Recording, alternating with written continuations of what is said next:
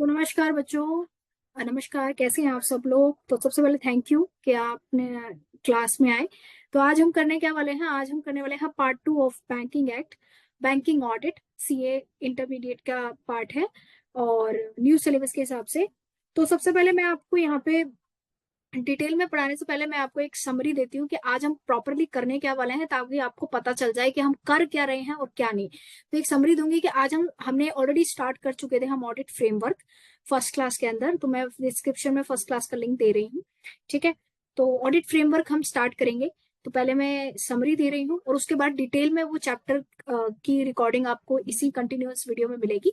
तो आपको पता चल जाएगा कि फ्लो कैसे रहने वाला है। चलिए स्टार्ट करते हैं समरी में कि ऑडिट फ्रेमवर्क क्या है एक बैंकिंग कंपनी का या बैंक का ऑडिट करते टाइम। Okay okay.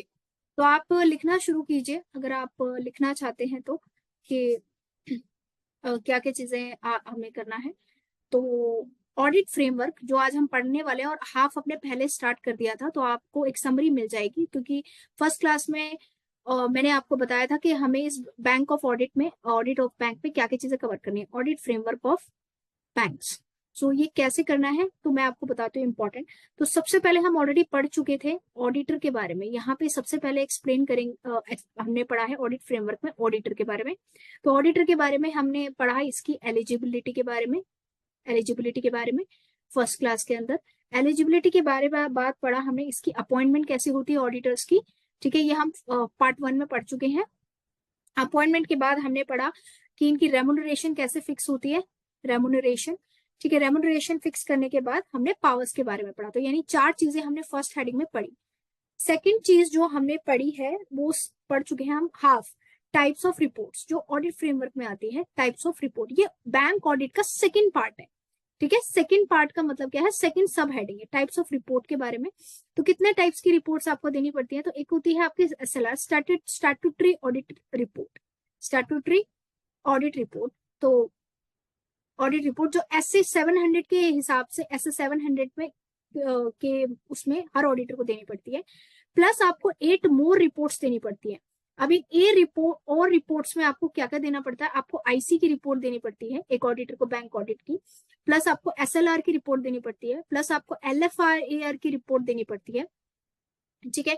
प्लस आपको कंप्लायंस फ्रेमवर्क की रिपोर्ट देनी पड़ती है, के लॉज एंड कंप्लायंस फ्रेमवर्क की आपको रिपोर्ट देनी पड़ती है, ठीक है। और आपको आरबीआई को रिपोर्टिंग करनी पड़ती है, आरबीआई को जो रिपोर्टिंग करनी पड़ती है। ये सारी चीजें हमने 8 टाइप्स की हमने रिपोर्ट पढ़ी। और डिटेल के अंदर इस क्लास के अंदर मैं एलएफआर से स्टार्ट करने वाली, तो एलएफआर के कुछ पॉइंट्स पढ़ेंगे, आरबीआई की रिपोर्ट्स के पॉइंट पढ़ेंगे। तो सेकंड ऑडिट फ्रेमवर्क में टाइप्स ऑफ रिपोर्टिंग देनी पड़ती है। थर्ड थिंग चीज जो आप पढ़ेंगे वो पढ़ेंगे जो मेन स्टार्ट होगी, bank audit approach, bank audit approach. तो अब तक तो आपको ये रिपोर्टिंग, आपको मेन चीज पता होनी चाहिए। अब बैंक ऑडिट अप्रोच स्टार्ट होगी। तो बैंक ऑडिट अप्रोच में आप क्या पढ़ने वाले हैं, तो यहाँ पे मैं बता देती हूँ कि आपको क्या पढ़ना है, ठीक है। बैंक ऑडिट अप्रोच में बच्चा लोग आपको सबसे पहले क्या पढ़ना है। सो ऑडिटर को सबसे पहले फर्स्ट 3.1 में क्या पढ़ना है कि ऑडिटर को क्या चाहिए, ठीक है। ऑडिटर को प्लान बनाने के लिए क्या चाहिए, consideration related to develop audit plan, consideration related to developer audit plan. अभी प्लान बनाना है, डेवलपर ऑडिट प्लान। तो सबसे पहले हम ये पढ़ेंगे ऑडिट प्लान कंसिडरेशन क्या है 3। इसी के अंदर फिर हम क्या पढ़ने वाले हैं, control environment of bank, control environment का, बैंक का कंट्रोल एनवायरमेंट क्या है, कंट्रोल एनवायरमेंट ऑफ बैंक। अब बैंक का कंट्रोल एनवायरमेंट में इसके कुछ वाई से रिलेटेड कुछ क्वेश्चंस के जवाब ऑडिटर को तराशने, कैसा कंट्रोल एनवायरमेंट है, क्या क्या कंट्रोल एनवायरमेंट है, ठीक है।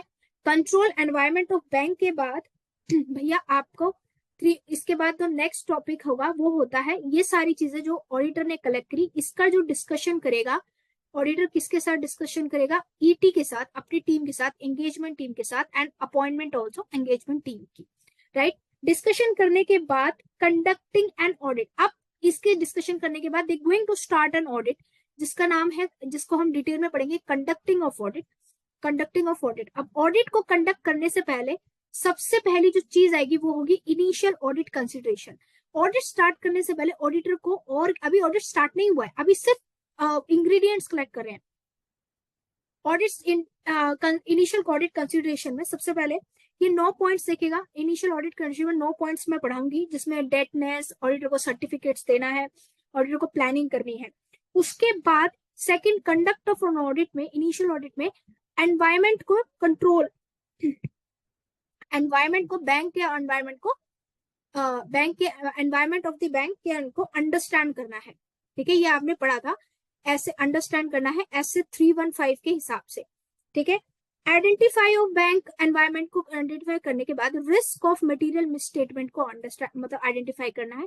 आर मतलब रिस्क ऑफ मटेरियल मिसस्टेटमेंट को, ये सब चीजें पढ़ाऊंगी, आइडेंटिफाई करना है।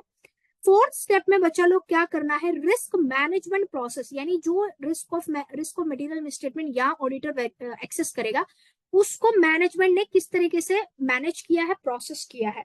ठीक है, तो इस रिस्क मैनेजमेंट प्रोसेस में कंट्रोल एक्टिविटी, मॉनिटरिंग एक्टिविटी, ये सारी एक्टिविटीज मैं आपको पढ़ाऊंगी। अब ये सारी चीजें कर ली। अब इस कंडक्टिंग ऑडिट का नेक्स्ट स्टेप में मैं यहाँ पे लिख रही हूँ क्योंकि मेरे पास स्पेस की कमी है, आप बनाते चाहिए। 3.5 में इस जो स्टेप में, इस स्टेप में हमने जो बातें करी उसको डिस्कस करेगा एंगेजमेंट टीम के साथ। देखिए, ठीक है, ये पूरा स्टेप है, एंगेजमेंट टीम के साथ डिस्कस करेगा। एंगेजमेंट टीम के साथ डिस्कस करने के बाद अब जो है फोर्थ स्टेप में, ये थर्ड, ये तीन सारी चीजें कर रही थी। फोर्थ स्टेप में मतलब ये 3.1 में स्टार्ट किया था मैंने। अब जो नेक्स्ट है उसके बाद अब क्या बनाएगा भैया, ये ऑडिट स्ट्रैटेजी बनाएगा। ये सारे इंग्रेडिएंट्स कलेक्ट करने के बाद, ये इंग्रेडिएंट्स कलेक्ट करने के बाद ऑडिट स्ट्रैटेजी बनाएगा, overall audit strategy. Overall audit strategy के बाद फिर बनाएगा ऑडिट प्लान। क्या बनाएगा एक ऑडिटर, ऑडिट प्लान। ठीक है, ऑडिट प्लान बनाने के बाद अगर जरूरत पड़ी तो मेमोरेंडम ऑफ ऑडिट, यानी कि उसका सेलेंट फीचर का memorandum of audit, MOA, memorandum of audit बनाएगा। ठीक है, और मेमोरेंडम ऑफ ऑडिट प्लान बनाने के बाद सेवेंथ स्टेप में स्ट्रेस टेस्टिंग, जो बैंक के लिए इंपॉर्टेंट होता है, स्ट्रेस टेस्टिंग को चेक करेगा। स्ट्रेस टेस्टिंग को चेक करने के बाद बेसल फ्रेमवर्क, जो बैंकिंग में बेसल फ्रेमवर्क है उसका कंप्लायंस हुआ है या नहीं, वो चेक करेगा ऑडिट। 9th स्टेप में क्या करेगा भैया, रिलायंस, यानी कि जो एविडेंसेस उसने कलेक्ट करे हैं उन पे, या प्रीवियस रिपोर्ट्स जो बनाई है उन प्रीवियस रिपोर्ट्स को चेक करेगा। और 10th में भैया, 10th स्टेप जो मैं आपको जिस लेवल पे बनाऊंगी कि रिस्क का कोई फ्रॉड वगैरह है, रिस्क असेसमेंट है फ्रॉड के हिसाब से, तो अगर है तो वो उस चीज को भी टेस्ट करेगा। यानी कुल मिला के आज की क्लास में हम करने के वाले हैं फ्रेमवर्क ऑफ द ऑडिट। तो फ्रेमवर्क ऑफ ऑडिट आपके 10 स्टेप्स में डिवाइडेड है। ये हम फर्स्ट क्लास में पढ़ चुके हैं, ये यहाँ से हम स्टार्ट करेंगे जिसमें LFR, ये सारी चीजें मैंने आपको पॉइंट टू पॉइंट किया। तो ये आपका सेकेंड पोर्शन है बैंक ऑडिट का, फ्रेमवर्क ऑफ ऑडिट। तो ये फ्रेमवर्क ऑफ ऑडिट आपको, ये मैंने आपको समरी दे दी। अब मैं आपकी नेक्स्ट रिकॉर्डिंग यहीं पे अटैच होगी तो क्लास स्टार्ट होगी, तो यहाँ से भी आज हम फिनिश कर देंगे। आप मॉड्यूल खोल सकते हैं, आप ये समरी देख सकते हैं। मैंने क्लास के एंड में भी ये समरी दी है और बिगिनिंग में भी मैंने आपको समरी दे दी है। अगर आपको पसंद आ रहा है, समझ आ रहा है बिल्कुल अच्छे तरीके से, तो इसको शेयर कर देना, सब्सक्राइब कर देना। और इसमें से कम आपका आराम से 15 से 20 मार्क्स का एग्जाम में आता ही आता है। ठीक है, तो ये आज की क्लास में करने वाले हैं। तो चलिए क्लास को स्टार्ट करते हैं। नमस्ते बच्चा लोग, कैसे हैं आप सब लोग। आई होप सो आप बहुत अच्छा होंगे, बढ़िया होंगे और अपनी रिवीजन बहुत अच्छे तरीके से कर रहे होंगे। तो आज की जो क्लास है वो क्लास है part second of the bank audit. तो पार्ट फर्स्ट में हमने क्या किया था, जिन बच्चों ने अभी तक मेरा फर्स्ट पार्ट नहीं देखा वो बच्चे जाके पार्ट फर्स्ट देख सकते हैं, जिसके अंदर हमने सारी चीजें मतलब रेगुलेटरी फ्रेमवर्क डिस्कस किया था, बैंक का ऑडिट प्रोसीजर हमने स्टार्ट किया था। आज जो क्लास है वो सेकंड क्लास होने वाली है और आज हम इस क्लास के अंदर क्या करने वाले हैं, आज हम LFR डिस्कस करेंगे, बेसल फ्रेमवर्क डिस्कस करेंगे, जो कि ऑडिट प्रोसीजर्स के अंदर ही आता है। तो फटाफट से जो नोट्स हम मेंटेन कर रहे थे वो नोट्स लेके आ जाओ, फटाफट से बैठ जाओ और मैं स्टार्ट करती हूँ अपनी screen sharing. So let's start it. Okay okay, तो ये कहाँ का कंटिन्यूअंस है, तो यहाँ पे हमने लास्ट फर्स्ट पार्ट के अंदर डिस्कस किया था कि what are the additional reports that auditor need to prepare while doing his bank audit. जब भी कोई ऑडिटर बैंक ऑडिट करता है तो ऑडिट रिपोर्ट के अलावा उसको जो 8 रिपोर्ट्स और बनानी पड़ती हैं वो कौन सी थी, उसके बाद का ये कंटिन्यूएशन है।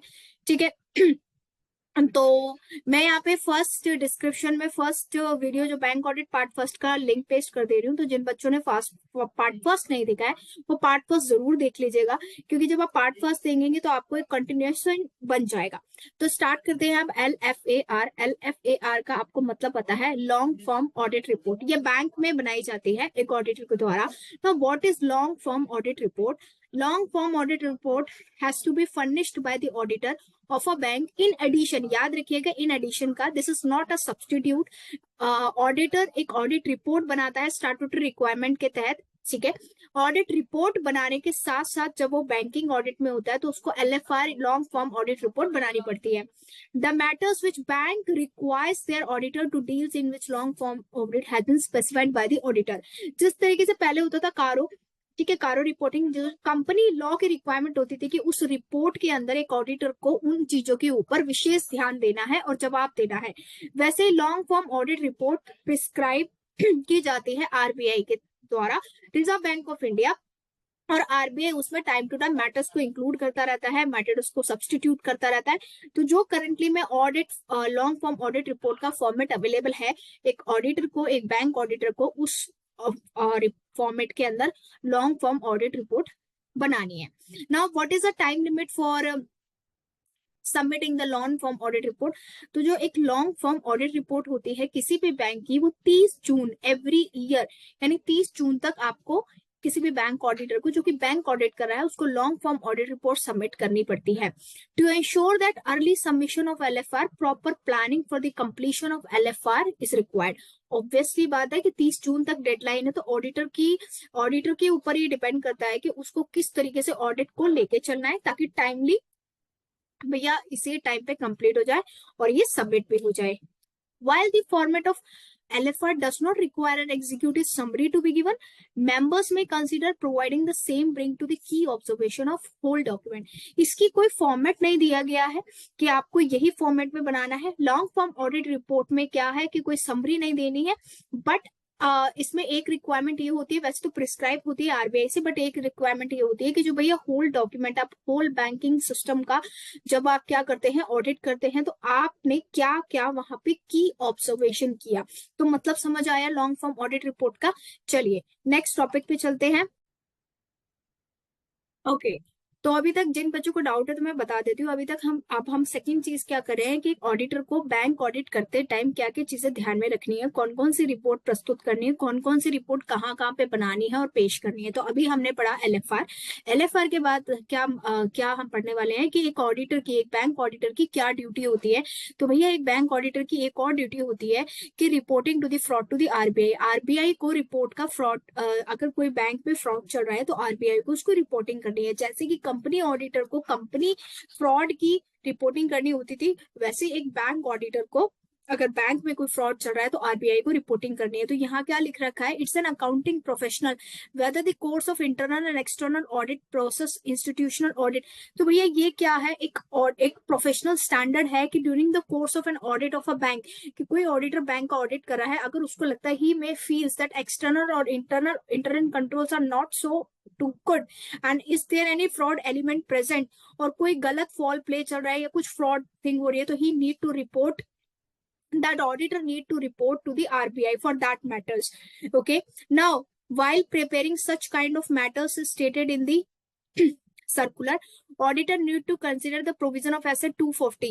So 250 का provisions क्या कहते हैं भैया, consideration in laws and regulation audit of financial statement। तो बेटा ये चीज लिंकअप है आपका एसए 250 से, साथ ही साथ आपकी लिंकअप है कंपनी ऑडिट में एक प्रोविजन आता है कि किसी भी, क्योंकि company act is also applicable to the banking companies, ठीक है। तो 3 रिक्वायरमेंट हो गई भैया। एक तो RBI खुद कहता है कि अगर किसी बैंक ऑडिट करते टाइम किसी ऑडिटर को फील हो कि there is a fraud element present in that financial statement of the bank, the auditor needs to report to the RBI।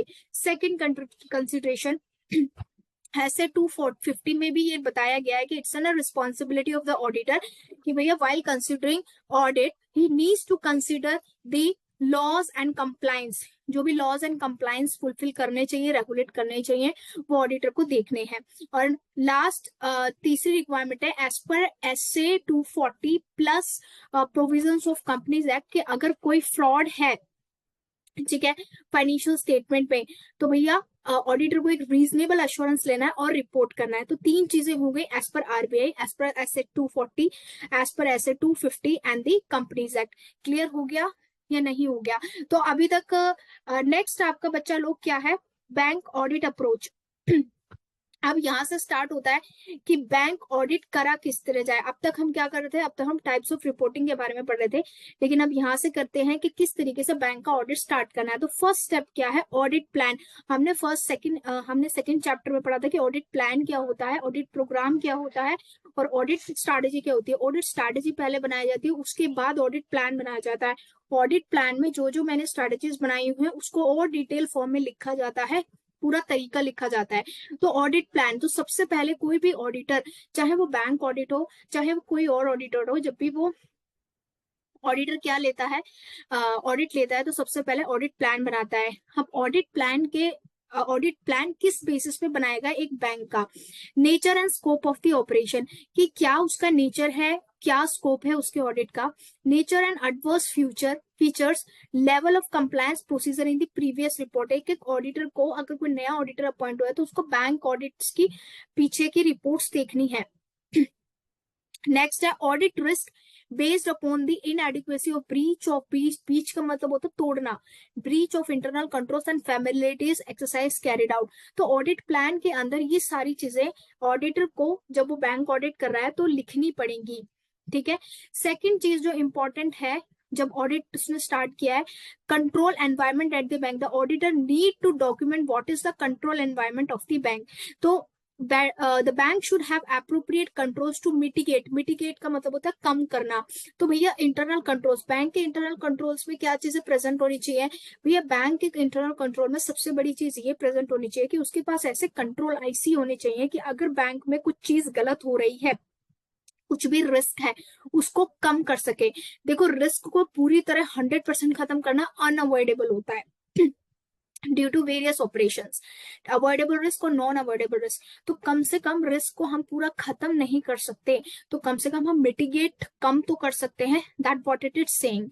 So now the bank should have appropriate control to mitigate the risk, including effective segregation of duties. So control environment में एक auditor को क्या check करना है कि properly bank में duties जो है सेग्रीगेट बटी हुई है भी या नहीं है, कि भैया फ्रंट एंड और बैक एंड। फ्रंट एंड क्या होते हैं, जो रिसेप्शन पे आपके से डील करते हैं। बैक एंड कौन होते हैं, जो भैया मेन प्रोसेस देखते हैं। Accurate measurement and reporting of the position, क्या बैंक के अंदर एक्यूरेट मेजरमेंट और रिपोर्टिंग हो रही है या नहीं। Third thing is verification and approval of the transaction. Verification and approval of the transaction, जो भी ट्रांजेक्शंस बैंक में आ रही हैं उनकी वेरिफाइड हैं या नहीं, या प्रॉपरली अप्रूव्ड है भी या नहीं। Reconciliation and position of the result, obviously बात है day to day reconciliation, cash की रिकंसिलेशन, क्रेडिट्स की रिकंसिलेशन पॉसिबल हो रही है या नहीं। Setting up the limits, reporting and approval on the exception and physical security and contingency planning. Bank में फिजिकल सिक्योरिटी का बहुत ज्यादा रेलेवेंस होता है। ठीक है, तो यहाँ पे कंट्रोल एनवायरनमेंट में जब आप बैंकिंग का ऑडिट कर रहे हैं, तो कंट्रोल एनवायरनमेंट में आप उसके बैंक के कंट्रोल एनवायरनमेंट में आप उसकी रिक्वायरमेंट्स भी चेंज करेंगे कि ड्यूटीज एग्रीगेट हुई हैं, एक्यूरेट मेजरमेंट हुआ है, verification and approval of the transactions है, रिकंसिलेशन है, setting up the limits and reporting ढंग से हो रही है या नहीं हो रही। तो कई बार बच्चे सेम चीज लिख आते हैं, लिख के मत आना, थोड़ा बहुत अपने मस्तिष्क को यूज कर लेना कि जिसके बारे में पूछा जा रहा है उसके बारे में ही आप लिखना।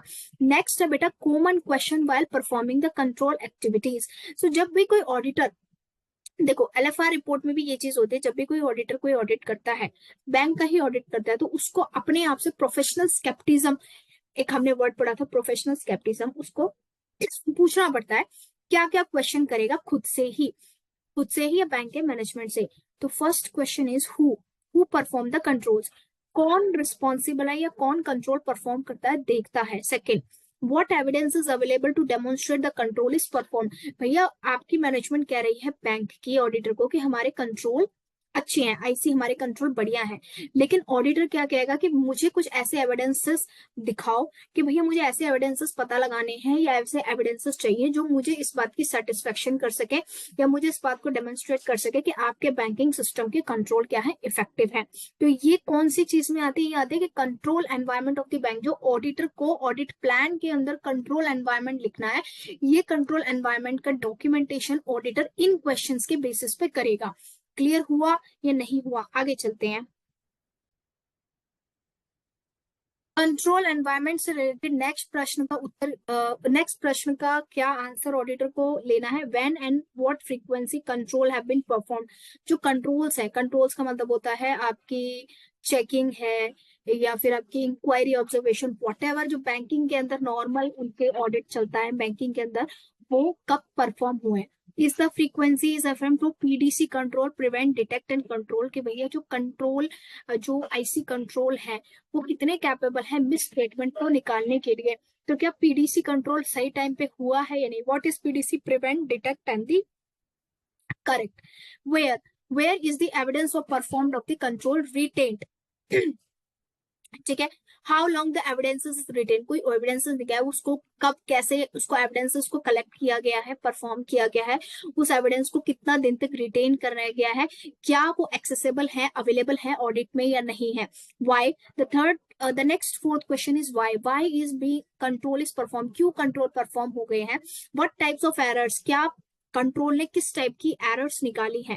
ठीक है ना। How the control is perform, what's the control activities, can this activities bypass, can bypass can be detected. These are the question which auditor need to check while considering or while checking the control environment of the banking industry. Okay, clear आपका? Yes. Now the next third thing, दो steps हो गए। अभी audit procedures start हो चुका है bank का। तो अभी तक क्या किया ऑडिटर ने अभी ऑडिट प्लान बनाया, ऑडिट प्लान में बैंकिंग सिस्टम को समझा। सेकंड क्या किया, ऑडिट प्लान के ही अंदर कंट्रोल एनवायरनमेंट का, कंट्रोल एनवायरनमेंट पे भी वाई, व्हाट, हाउ, ये क्वेश्चंस ऑडिटर ने देखे और इसके आंसर ट्रैक करके लिखे। तीसरा काम जो ऑडिटर को करना है, ऑडिट स्टार्ट करने से पहले ये प्रोसीजर, एंगेजमेंट टीम डिस्कशन। जो ऑडिटर की खुद की ईटी बनी है, ईटी मतलब एंगेजमेंट टीम, उससे डिस्कस करना है। क्या डिस्कस करना है कि all personnel performing engagement including any expert. अगर ऑडिटर की एंगेजमेंट टीम में कोई एक्सपर्ट है, कोई पर्सोनल है, तो उसके उसके साथ ऑडिट प्लान को डिस्कस करना है। ET should help the discussion getting better information. भैया सिंपल सी बात है, मैं अपने एम्प्लॉयज में एक ऑडिटर हूँ बैंक की, मेरा मेन ऑडिट जो बैंक का परफॉर्म मेरी टीम को करना है। अगर मैं अपनी टीम से ही डिस्कस नहीं करूंगी तो टीम को कैसे पता चलेगा कि बैंक का एनवायरमेंट क्या है, बैंक के अंदर इंटरनल कंट्रोल्स कैसे फ्लो हो रहे हैं, बैंक के अंदर पोटेंशियल मिसस्टेटमेंट होने के चांसेस है भी या नहीं है। तो that the second point is saying the ET के साथ ऑडिटर को अपनी एंगेजमेंट टीम के साथ डिस्कस करना है about the banking system, about the banking environment, about the internal control. Okay, now the third thing is all discuss should be appropriately documented. You need to document as per SA 230। आपको पूरी चीजें document करना है। तो यहाँ पे documentation किसके through होगी, SA 230 के हिसाब से। Now the fourth one is discussion done with the susceptibility of the bank financial statement to the material statement। For example, जैसे कि आपको पता है एक पुलिस वाला किसी को भी एक कल्प्रेट, एक मुजरिम के नजर से देखना पड़ता है। वो ऐसे नहीं देखेगा कि वो किसी भी पर्सन को ऐसे नहीं देखता कि इसने कुछ भी गुनाह नहीं किया। अगर कुछ भी सस्पेशन है तो उसको हमेशा वो देखेगा कि यस इसने गुनाह किया है, तो यू हैव टू प्रूव कि मैंने गुनाह नहीं किया। वैसे ही ऑडिटर कैसे देखता है कि इसमें मिस स्टेटमेंट प्रेजेंट हो सकती है।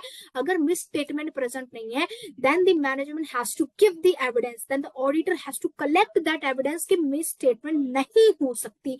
तो आपको ये चीज ध्यान में रखना है कि ऑडिटर को कोई भी ऑडिट रिपोर्ट देखनी होती है तो फर्स्ट उसके माइंड में होना चाहिए कि yes there could be a material misstatement present in this financial statement. अगर वो वही उस चीज में कि फाइनेंशियल स्टेटमेंट बिल्कुल मिसस्टेटेड नहीं है, ऑडिटर को उस पर काम करना होता है और वो सारी चीजें निकाल के लानी पड़ती है।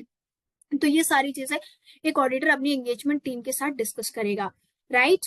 ओके, नेक्स्ट अब और डिटेल में कि कौन कौन से मैटर ऑडिटर अपनी एंगेजमेंट टीम के साथ डिस्कस करता है। तो matters that may be more likely to occur, errors which has been prior years की कोई एरर्स है या नहीं, कोई फ्रॉड मैटर्स चल रहा है अकाउंटिंग बैलेंस या बैंकिंग की फाइनेंशियल स्टेटमेंट को एनालाइज करते हुए, ऑडिट रिस्पॉन्सेज क्या रहे हैं, एंगेजमेंट रिस्क के, परवेसिव रिस्क के, स्पेसिफिक रिस्क के, need to maintain the professional scepticism, auditor को भैया क्यों तथा किंतु परंतु वाला प्रोफेशनल स्केप्टिज्म मेंटेन करना है, need to alert for information and other conditions. Okay, so ये मैटर्स एक ऑडिटर को अपनी एंगेजमेंट टीम्स के साथ क्या करने होते हैं, डिस्कस करने पड़ते हैं। Now the next process in the flow of a audit process. Now what are the benefits of discussion. अब इस जो डिस्कशन अभी हमने पीछे पढ़ा, इस डिस्कशन के क्या बेनिफिट्स ऑफ डिस्कशन, मतलब ऑडिटर अपनी ईटी के साथ डिस्कशन करता है, इसके बेनिफिट्स क्या है। सो इसका बेनिफिट्स है, सबसे पहले बच्चों, specific emphasis should be provided by the susceptibility of bank financial statement, material misstatement. अगर बैंक की फाइनेंशियल स्टेटमेंट मटेरियली मिसस्टेटेड है, चाहे फ्रॉड से चाहे एरर से, तो अगर वो ईटी के साथ डिस्कस करेगा तो engagement team while conducting the audit, engagement team उस बैंक के फाइनेंशियल स्टेटमेंट का ऑडिट पे करेंगी तो वो स्पेसिफिक एम्फोसिस देंगे, उस पर स्पेसिफिक नजरिए से देखेंगे कि यस, हमारे सीए ने, हमारे प्रिंसिपल ने ये बात हमसे डिस्कस की थी, तो हमें इस चीज को देखना है कि छोटी सी भी माइनर गलती ना रह पाए। तो this is a benefit, first benefit. Second benefit is enables the engagement partner to delegate the work. एक एंगेजमेंट पार्टनर को वर्क को डेलीगेट करने में आसानी होती है। और जब हम कोई काम को टुकड़ों में डेलीगेशन के साथ करते हैं, ठीक है, सेगमेंट के साथ करते हैं, तो फ्रॉड अगर एग्जिस्ट करता है फाइनेंशियल स्टेटमेंट पे तो हम उसको निकाल सकते हैं। Enables EP, EP means engagement partner to delegate the work to experiment the ET members and to determine the procedures to be followed when fraud is identified. Next is engagement partner में review and need to involve specialist if engagement partner means main CA. If engagement partner feels that there is an existence of fraud in the financial statement of the bank, then he may involve some specialist to carry out that fraud. अगर auditor को समझ में नहीं आ रहा है, exactly पता नहीं चल रहा कि बैंकिंग सिस्टम में कुछ फ्रॉड कंसिडरेशन है, but he know and his team know that कुछ ना कुछ गड़बड़ है भैया, तो वो एक स्पेशलिस्ट को हायर कर सकता है और उसके थ्रू फ्रॉड को डिटेक्ट करा सकता है। तो दीज आर दी बेनिफिट्स कि भैया जब आप सबके साथ अपने ग्रुप के साथ मिलकर बातें करते हैं तो आपको 10 पॉइंट्स नए आते हैं, और यही चीज ये बैंक ऑडिट में बताने का प्रयास कर रहा है। तो अब तक हमने क्या पढ़ा, अब तक हम पढ़ रहे थे कि कंट्रोल एनवायरमेंट का ऑडिट प्लान बनाएगा ईटी के साथ डिस्कस करके। नाउ द नेक्स्ट ऑडिट के अब ऑडिट एक्चुअली में स्टार्ट होता है, प्लान खत्म, अब ऑडिट स्टार्ट होता है। तो सबसे पहले जो इनिशियल कंसिडरेशन होती है, तो जो इनिशियल कंसिडरेशन होती है जो बैंक से ऑडिटर मांगता है या बैंक से वेरीफाई करता है बैंक की ही फाइनेंशियल स्टेटमेंट रिव्यू करने के लिए, तो this is very very important कि what are the initial consideration while conducting and bank audit, while conducting a bank audit. So first initial declaration is in declaration of indebtedness. Banks before appointing third statutory fresh branch auditor should obtain the in declaration of indebtedness. तो सबसे पहले भैया bank लेगा, आपको पता है bank लेगा declaration of indebtedness कि भैया मैं किसी बैंक का, सपोज कीजिए मैं एचडीएफसी बैंक का ऑडिट कर रही हूँ, तो बैंक मुझसे इन सर्टिफिकेट लेगा कि तुमने कुछ बैंक से लोन तो नहीं लिया। अगर तुम्हारा पहले से कोई बैंक का लोन चल रहा है तो आप हमारा ऑडिट नहीं कर सकते, राइट, बिकॉज बायस्ड नेचर का होता है ऑडिटर, इंडिपेंडेंट नहीं रह जाता, इंडिपेंडेंस ऑफ द ऑडिटर जो हम ऐसे स्टार्टिंग में पढ़ते हैं क्वालिटीज ऑफ ऑडिटर्स में, राइट। नेक्स्ट है आपका internal assignment in bank by the statutory audit, audit firm should not undertake. तो ये सारी चीजें initial consideration which a auditor has to give to the bank, bank को ऑडिट स्टार्ट करने से पहले ऑडिटर को देनी है कि सबसे पहले कि वो इंडेट नहीं है किसी भी बैंक का। सेकंड क्या चीज है कि जो वो स्टैट्यूटरी ऑडिटर्स जो अपॉइंट हुए हैं बैंक के, वो कोई इंटरनल सर्विसेज तो नहीं दे रहे बैंक की, चाहे वो टैक्सेशन से रिलेटेड हो चाहे वो मैनेजमेंट कंसल्टेंट से रिलेटेड हो, क्या वो इंटरनल ऑडिट या कंकरेंट ऑडिटर के पार्ट तो नहीं रहे हैं। थर्ड थिंग जो है प्लानिंग, अब ये चीज तो ऑडिटर सबसे पहले बैंकों को देगा अपना सर्टिफिकेट। ना थर्ड स्टेज पे प्लानिंग स्टार्ट करेगा, तो ऑडिटर शैल परफॉर्म प्रोसीजर्स। तो ऑडिटर जो है ऐसे 220 के अंदर जो प्रोसीजर्स दे रखे हैं कि understanding the engagement and identity, सबसे पहले बैंकिंग की पूरी एनवायरनमेंट को समझेगा, एंगेजमेंट लेटर ड्राफ्ट करेगा, एंगेजमेंट लेटर्स की प्री कंडीशंस को देखेगा और उस पर मतलब एग्री होंगे। नाउ प्लानिंग के बाद फोर्थ स्टेप होता है कम्युनिकेशन विद प्रीवियस ऑडिटर। तो you know that the auditor, it's a duty of the auditor के ऑडिटर, ये क्या दे रखा है ये आपका चार्टर्ड अकाउंटेंट एक्ट 1949 में भी सॉरी एक क्लॉज है A auditor practice cannot accept position as an auditor previously held by without first communicating writing. तो दिस इज अ मस्ट। कोई भी ऑडिटर अगर नया ऑडिटर आया है तो वो प्रीवियस ऑडिटर से बिना डिस्कस किए या उससे राइटिंग में लिखित में लिए बिना कोई भी ऑडिटर मतलब न्यू एंगेजमेंट एक्सेप्ट नहीं कर सकता। जैसे मैं किसी बैंक की ऑडिटर थी, बट मैंने वो किसी by the reason of any reason, resignation या फिर टर्मिनेशन, मैंने वो ऑडिट छोड़ दिया। तो जो नया ऑडिटर आएगा he need to communicate first with me, right. Now terms of audit engagement, the next is SS 200 के हिसाब से भैया उसको ऑडिट एंगेजमेंट की टर्म्स ड्राफ्ट करनी है और ऑडिट एंगेजमेंट की टर्म ड्राफ्ट करने पर एग्री करना है टर्म्स पे। क्लियर? नाउ ये स्टेप बाय स्टेप ही होने चाहिए, ठीक है। नेक्स्ट वन है बेटा terms of audit engagement, initial audit engagement. ऐसे 510 के हिसाब से the auditor needs to perform the audit procedure as mentioned in the SA 510। हम करेंगे 510 क्या होता है, initial audit procedures. Initial engagements का मतलब क्या होता है, जो नया ऑडिटर आया तो पिछले साल के ओपनिंग बैलेंसेस कुछ रहे होंगे, कुछ चीजें रही होंगी जो उसको ऑडिटर को चेक करनी है, तो ऑडिट इनिशियल एंगेजमेंट। नेक्स्ट है assessment of engagement risk. The auditor needs to assess the engagement risk, right, prior acceptance to the audit engagement. Audit engagement करने से पहले ऑडिटर को एंगेजमेंट रिस्क के बारे में पता होना चाहिए।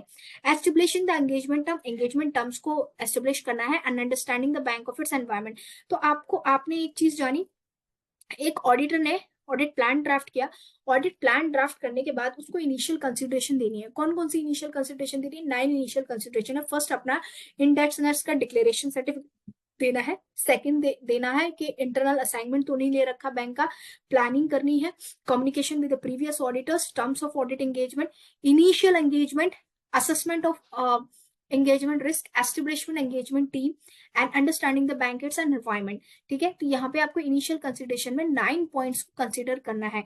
अब स्टार्ट होता है कि भैया इनिशियल कंसिडरेशन हो गई, अब मेन स्टार्ट है।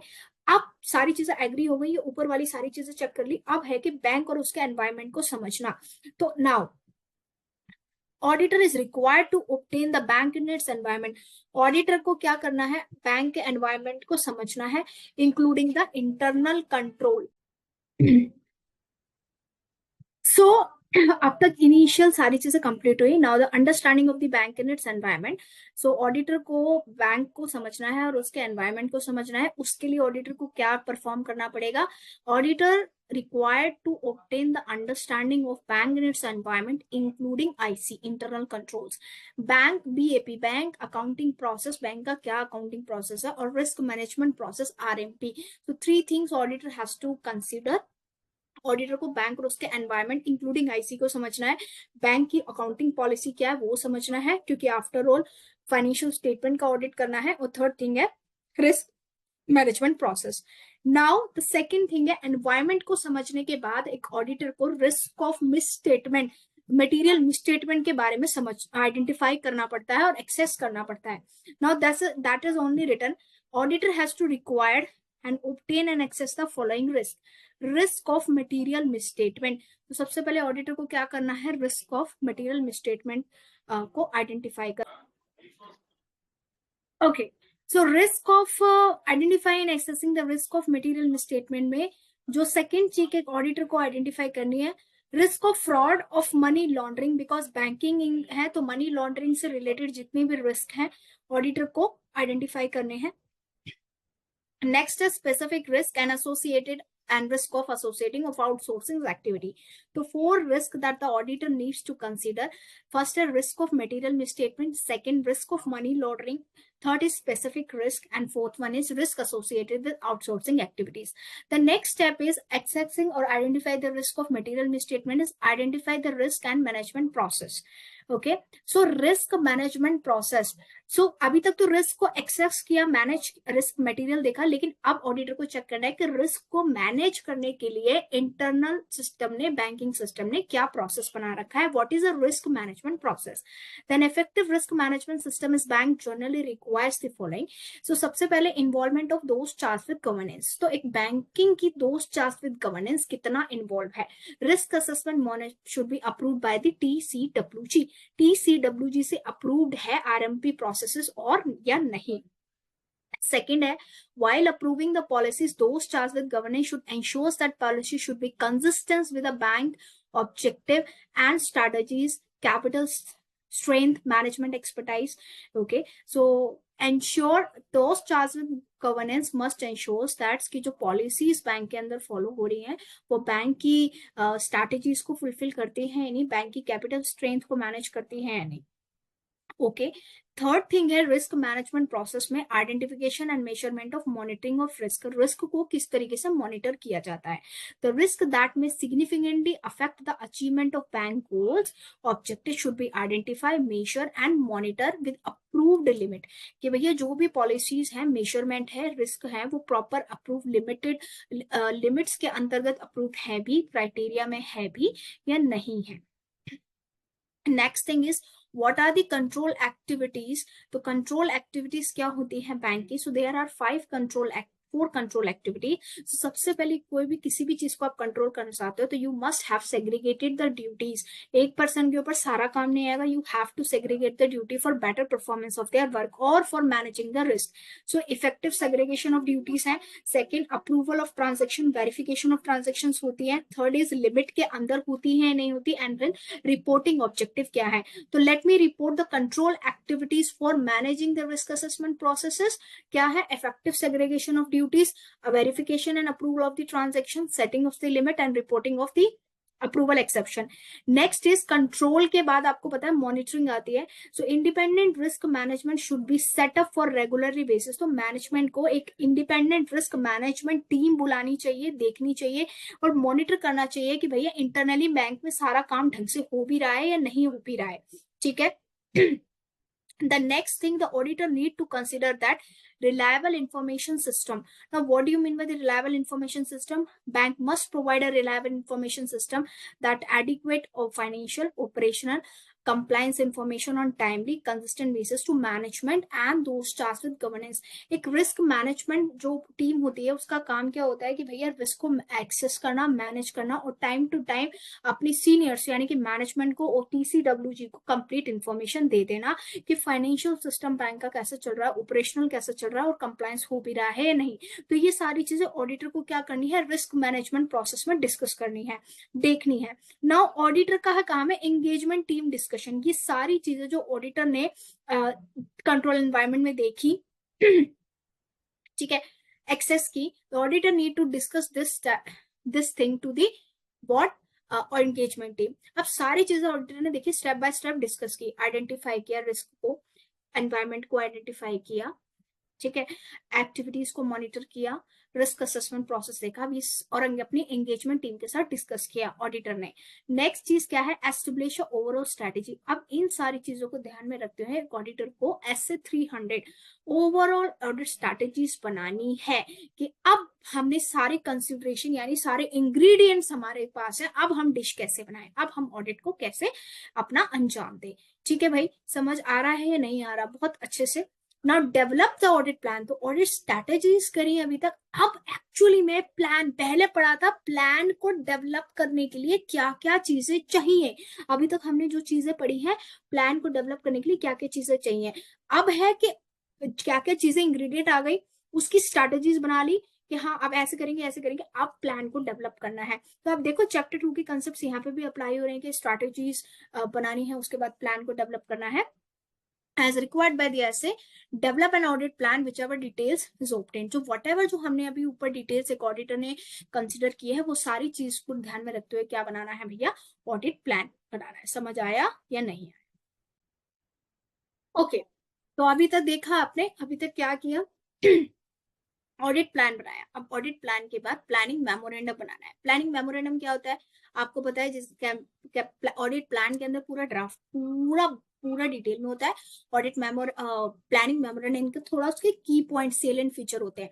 तो भैया सबसे पहले ऑडिटर को प्लान बनाना है. प्लान के बाद अगर जरूरत पड़े तो प्लानिंग मेमोरेंडम बनाना है. उस प्लानिंग मेमोरेंडम में उसको स्कोप लिखना है, एक्सटेंट लिखना है, highlighted all significant issue, जो important issue है during the course of the audit or during the plan of the audit, जो उसने engagement team के साथ डिस्कस करने हैं वो सारी चीज लिखनी है. provide evidence that has planned for audit engagement. Okay, so ये ऑडिट प्लानिंग मेमोरेंडम बनाना है ऑडिटर को. क्वेश्चन आता है कि what are the key measures contain in the audit planning memorandum. So these 3 are the key measures control. Now है other consideration, what else other consideration auditor को consider क्या करनी है apart from the risk assessment IC. So audit materiality क्या है, determine the audit materiality as per SA 320, going concern basis as per SS 570, assessing the risk of including money laundering to SA 240, assessing the specific risk associated with outsourcing of the activities experts के काम को, and determining the responses of the excess risk. Okay, so audit materiality considering the audit going concern। तो ये सारे assess आप देख पा रहे हैं, अगर जो बच्चे मेरे से रेगुलर क्लास लेते हैं, मेरी वीडियोस को रेगुलर देखते हैं, तो वो लिंक अप कर रहे होंगे, ऑडिट प्लान कब बनाया, ऑडिट मेमोरेंडम प्लानिंग कब बनाई, स्ट्रैटेजी कब बनाई, और ये सारे एसेस, राइट। नेक्स्ट इसमें जो इंपॉर्टेंट पॉइंट आता है बेटा जो बैंक ऑडिट में है, stress testing. Now stress testing क्या होती है, तो बड़े ध्यान से पढ़ेंगे कि स्ट्रेस टेस्टिंग क्या होती है। Software testing activities that determine robustness of the software beyond limits of normal operation. Stress testing is particularly important mission critical software but uses all types of software। एक स्ट्रेस टेस्टिंग क्या होती है, हर computer software में एक stress testing होता है। Stress testing का मतलब क्या होता है कि नॉर्मली वर्किंग कंडीशन के अलावा अगर वर्क प्रेशर ज्यादा आ जाता है, ठीक है, तो वो सॉफ्टवेयर कैसे डील करता है। अब ये सॉफ्टवेयर में आपका डिजिटल सॉफ्टवेयर भी हो सकता है और बैंक के प्रोसेस का भी हो सकता है। स्ट्रेस टेस्टिंग मतलब कुछ ज्यादा काम आ गया at the end of the particular and dates, तो उस हिसाब से भैया किस तरीके से सॉफ्टवेयर आपको रिजल्ट देता है या बैंक का मैनेजमेंट किस तरीके से रिजल्ट देता है, that is a stress testing framework.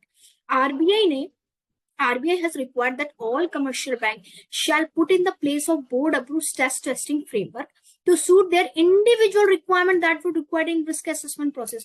तो RBI की ये डायरेक्शन है कि हर कमर्शियल बैंक को अपना एक stress testing framework log in करना है, एक फ्रेमवर्क बनाना है और उसके अंदर अपनी इंडिविजुअल पॉलिसीज लिखनी है कि भैया रिस्क आप स्ट्रेस टेस्टिंग में मैनेज कैसे करेंगे। बेसिकली स्ट्रेस का मतलब क्या है कि बहुत ज्यादा वर्क प्रेशर आ जाता है या फिर बहुत ज्यादा कॉम्प्लेक्स इश्यूज आ सकते हैं बैंक में, तो हाउ दैट बैंक का जो इंटरनल रिस्क मैनेजमेंट प्रोसेस है वो किस तरीके से डील करेगा उससे, क्योंकि आपको पता है बैंक का रिस्क होगा, right. Okay, so risk testing आपको समझ में आई क्या होता है, राइट। तो इट नॉट एसोसिएटेड, ये डायरेक्टली कोई सॉफ्टवेयर से रिलेटेड नहीं है। कहने का मतलब है कि जिसमें अकाउंटिंग का बैंकिंग का डाटा मेंटेन होता है वो भी स्ट्रेस टेस्टिंग, और एक फ्रेमवर्क को भी बोलते हैं स्ट्रेस टेस्टिंग फ्रेमवर्क, ठीक है। जो नेक्स्ट इंपॉर्टेंट चीज जो बच्चा लोग हम इसके अंदर पढ़ने वाले हैं वो पढ़ने वाले हैं बेसिल फ्रेमवर्क। तो बेसिल फ्रेमवर्क का मतलब क्या होता है, बेसिल का मतलब बेसिल है बेसिल नॉर्म्स, जो आपका इंटरनेशनल बैंकिंग रेगुलेशन कमेटी है सुपरविजन, उसने एक बेसिल फ्रेमवर्क बना रखे हैं कि किसी भी कंट्री के अंदर मतलब जैसे अकाउंटिंग स्टैंडर्ड्स है ना, इंटरनेशनल अकाउंटिंग स्टैंडर्ड, वैसे ही बैंकिंग स्टैंडर्ड्स हैं। तो that banking standard is known as Basel norms which is issued by the Basel Committee of Banking Supervision, BCBS, okay। This framework proposed to certain minimum set of criteria। So एक regulatory capital requirement और criteria है, जिस तरह से accounting standard है कि हर bank को इन criteria पे और इन स्टैंडर्ड्स पे काम करना है। Next thing is reliance review of other reports. So कौन कौन एक ऑडिटर को अगर एडवर्स क्वालिफाइड मार्क्स है, ठीक है, तो ऑडिटर को कंसीडर करना है, यानी कि ऑडिटर को अगर काम ऑडिट करते टाइम ये सारी चीजें उसको एडवर्स मार्क यानी कि नेगेटिव कुछ चीजें मिलती हैं इन रिपोर्ट्स के अंदर, तो ऑडिटर को ये चीजें कंसीडर करनी है और अपने रिपोर्ट में इसकी मतलब क्या करनी है, रिपोर्टिंग करनी है। अगर किसी ऑडिटर को जो प्रेजेंट ऑडिटर कर रहा है प्रीवियस ऑडिट रिपोर्ट में एडवर्स मार्किंग मिलती है, मॉडिफाइड ओपिनियन मिलता है, कुछ भी मिलता है, तो उसको कंसिडर करना है। इंटरनेशनल इंस्पेक्शन रिपोर्ट, बैंकिंग की हर साल इंस्पेक्शन होता है, अगर उस रिपोर्ट में कुछ नेगेटिविटी मिलती है, नेगेटिविटी इन द नेगेटिविटी मेरे कहने का सेंस है क्वालिफाइड मार्क्स, कुछ भी ऊंच नीच मिलती है, ठीक है। मैं यहाँ पे एक स्पेसिफिक ऑडिट वर्ड यूज नहीं कर रही हूँ, मतलब कर रही हूँ बट एग्जैक्टली मैं आपको उस चीजों में बताने का प्रयास कर रही हूँ, ठीक है। आरबीआई इंस्पेक्शन रिपोर्ट्स में अगर उसको कोई क्वालिफाइड मार्किंग मिलती है, कंकरेंट इंटरनल ऑडिट रिपोर्ट में, इन सब में अगर ऑडिटर को ऑडिट करते टाइम मतलब देखते टाइम इन सारी रिपोर्ट्स में एक ऑडिटर को कुछ क्वालिफाइड मार्किंग मिलती है, तो ये सारी चीजें ध्यान में रखते हुए ऑडिटर को अपनी भी रिपोर्ट में क्वालिफाइड मार्किंग देनी पड़ेगी, ठीक है, या फिर मैनेजमेंट से उसका क्लैरिफिकेशन लेना पड़ेगा। ठीक है, समझ आया। And the last part of assessing risk, last part क्या करता है, असेसिंग रिस्क। एज पर ऐसे 240 द ऑडिटर रिस्पॉन्सिबिलिटी, तो ऐसे 240 के हिसाब से ऑडिटर की रिस्पॉन्सिबिलिटी होती है कि वो रिस्क को क्या कर सके, एक्सेस कर सके और उसकी रिपोर्टिंग मेंटेन कर सके। So attitude of professional scepticism maintain by the auditor, the RBI has specific guidelines to deal with preventiveness of all this things. ठीक है, तो समझ में आया नहीं सर? अभी रुको, अभी इतनी जल्दी क्लास को ऑफ मत करना, अब देने वाली हूँ समरी कि अभी तक हमने इस क्लास के अंदर क्या किया और फर्स्ट क्लास के अंदर हमने क्या किया, ताकि आप लोगों के दिमाग में ये सारी चीजें मेंटेन हो। ठीक है, तो लेट्स हैव अ सम।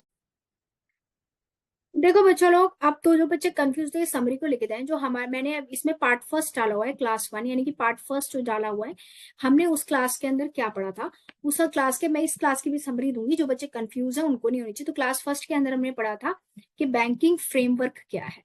ठीक है, हमने पढ़ा था बैंकिंग फ्रेमवर्क, फर्स्ट क्लास के अंदर बैंकिंग फ्रेमवर्क क्या है। हमने बैंकिंग फ्रेमवर्क के साथ जो सेकंड टॉपिक स्टार्ट किया था, वो स्टार्ट किया था कि ऑडिट फ्रेमवर्क क्या है। अब ऑडिट फ्रेमवर्क के अंदर जो हम इस क्लास के भी कंटिन्यूस कर रहे थे, तो ये क्लास के जो कंटिन्यूस है वो क्लास 2 यानी कि इस क्लास में है। ऑडिट फ्रेमवर्क आज हमने कंप्लीट किया है, तो ऑडिट फ्रेमवर्क के अंदर हमने क्या क्या पढ़ा, तो फटाफट एक समरी डिटेल्स बताते हैं कि हमने पढ़ा क्या क्या है। तो सबसे पहले हमने जो मेन बुलेट पॉइंट था वो पढ़ा था ऑडिटर के बारे में, कि ऑडिटर की एलिजिबिलिटी क्या है, जो आपके मॉड्यूल में दे रखा है। ऑडिटर की एलिजिबिलिटी क्या है, ऑडिटर की अपॉइंटमेंट कैसे होनी है बच्चा लोग बैंकिंग में, ऑडिटर की अपॉइंटमेंट कैसे होनी है, ऑडिटर का रेम्युनरेशन कैसे होना है, इसको आप समरी को नोट डाउन कीजिए। ऑडिटर का रेम्युनरेशन कैसे होना है, और ऑडिटर्स की पावर्स कैसे, ऑडिटर की पावर्स क्या है। ऑडिटर की पावर करने के बाद हमने ऑडिट फ्रेमवर्क के अंदर ही जो सेकंड पार्ट पढ़ा है, वो पढ़ा है हमने second part, types of audit reports. Types of audit report, तो ऑडिट रिपोर्ट की कितने टाइप्स की ऑडिट रिपोर्ट है, तो सबसे पहले होती है स्टैट्यूटरी ऑडिट रिपोर्ट, जो एस से 700 के हिसाब से जाती है, ये हमने पढ़ा। प्लस हमने और कौन सी रिपोर्ट्स पढ़ी, कि एक ऑडिटर को कौन सी रिपोर्ट्स देनी है भैया। ऑडिटर को रिपोर्ट्स करने के बाद हमने 8 एडिशनल रिपोर्ट्स पढ़ी, जो 8 एडिशनल रिपोर्ट्स जो सी देनी है। प्लस हमने LFAR जो इसी रिपोर्ट्स के अंदर मैं कंसिडर करूंगी, लॉन्ग फॉर्म ऑडिट रिपोर्ट के बारे में पढ़ा हमने। प्लस हमने फ्रॉड रिपोर्टिंग की फ्रॉड रिपोर्टिंग की रिपोर्ट देनी है एक ऑडिटर को। ठीक है, तो टाइप्स ऑफ ऑडिट रिपोर्ट में हमने ये पढ़ा। थर्ड कैटेगरी हमने ऑडिट फ्रेमवर्क के बारे में ही पढ़ा, बैंक ऑडिट अप्रोच। अब बैंक स्टार्ट कैसे करेगा ऑडिट, तो भैया बैंक जो ऑडिट स्टार्ट करेगा वो किस तरीके से, ये सारी चीजें हम इस सेकंड क्लास में कर चुके हैं।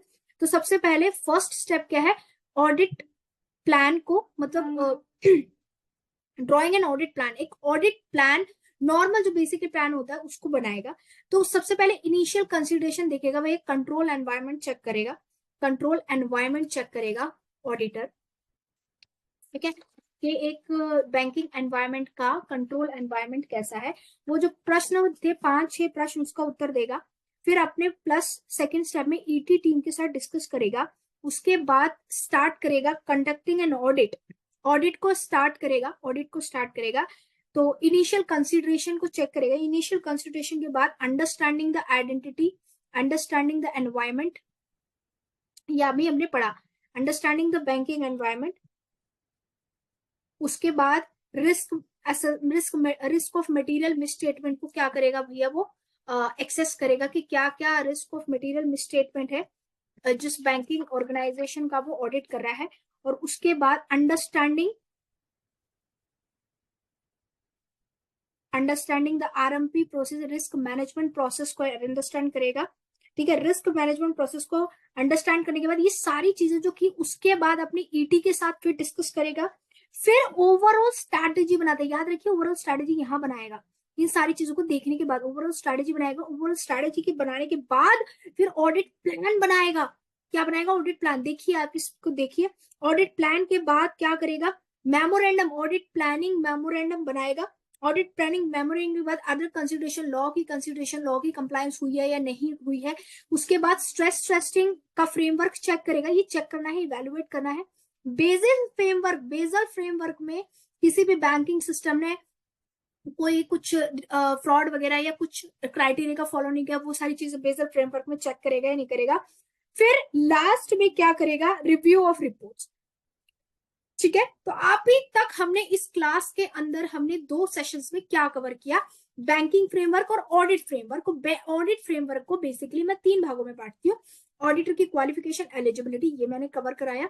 Types of audit reports, SLR के साथ 8 टाइप्स की ऑडिट रिपोर्ट्स देनी है, उसके अंदर एलएफआर इंक्लूड है, उसके अंदर आईसी कंट्रोल की रिपोर्ट इंक्लूड है, उसके अंदर law regulation as per S 240 की, फ्रॉड की, मनी लॉन्ड्रिंग की, ये सारी रिपोर्टिंग इंक्लूड है। फिर जो बैंकिंग का एक्चुअल बैंक ऑडिट का प्रोसेस है वो स्टार्ट होता है। कंट्रोल एनवायरनमेंट देखेगा, एंगेजमेंट टीम के साथ डिस्कस करेगा, बनाएगा। आईसी इनिशियल कंसिडरेशन ऑडिटर देखेगा, अंडरस्टैंडिंग द एनवायरनमेंट करेगा, रिस्क ऑफ मटेरियल को चेक करेगा, ठीक है, अंडरस्टैंड करेगा, रिस्क मैनेजमेंट प्रोसेस को देखेगा, स्ट्रेस टेस्टिंग करेगा, बेसल फ्रेमवर्क करेगा, ऑडिट प्लान करेगा। ये सारी चीजें क्या करेगा ऑडिटर चेकआउट करेगा। समझ में आया या नहीं आया, पहले तो ये बताओ। अगर आप लोगों को ये बढ़िया तरीके से बिल्कुल अच्छे से समझ में आ गया तो बहुत अच्छी बात है। तो यहाँ पे अगर आपको क्लास का चैनल ये सारी चीजें पसंद आई है तो बच्चा लोग इसको सब्सक्राइब कर देना, शेयर कर देना और लाइक कर देना। पार्ट 3 के लिए बने रहो, पार्ट 3 आपका जल्द आएगा, कल आएगा। ठीक है, thank you so much, bye bye, take care.